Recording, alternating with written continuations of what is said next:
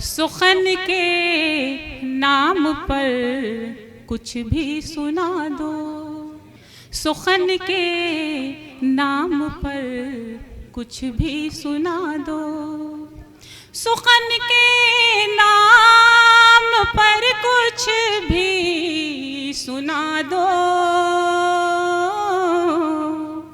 यही मेयार अब है शायरी का, यही मेयार अब है शायरी का। हमारे बीच डॉक्टर कात्यायनी सिंह हैं। बहुत अच्छी कहानीकार हैं, कई किताबें इनकी कहानियों की हैं।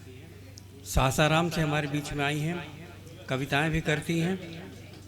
और एक कविता उनकी मुझे बहुत पसंद है, मोहब्बत जिसको कहते हैं, ये भी प्रेम है, मतलब इसका कोई भावार्थ ऐसे ही है।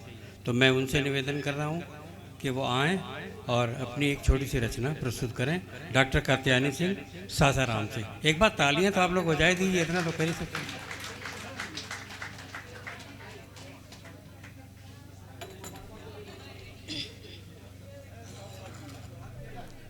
सबको प्रणाम। बहुत समृद्ध मंच है और मैं सचमुच बहुत नर्वस हूँ क्योंकि मैं इतनी शायरा नहीं हूँ, एक छोटी सी कवयित्री हूँ। आज हम सब बहुत खुश हैं कि नुसरत दी की किताब का विमोचन हुआ है और वाकई वो गजल गांव की बुलंद बशिंदा है और उनकी हर शेर पर सच में जान निकलती है। बहुत समय नहीं लूँगी और कलीम सर जिस कविता के लिए बोले हैं मैं उसको पढ़ रही हूँ। मोहब्बत किसको कहते हैं, प्यार किसको कहते हैं। प्यार इसको भी कहते हैं, प्यार इसको भी कहते हैं जब कोई कहे बाहर मत जाओ ना, बहुत धूप है, सिर दर्द तुम्हारा करेगा और तकलीफ़ मुझे होगी।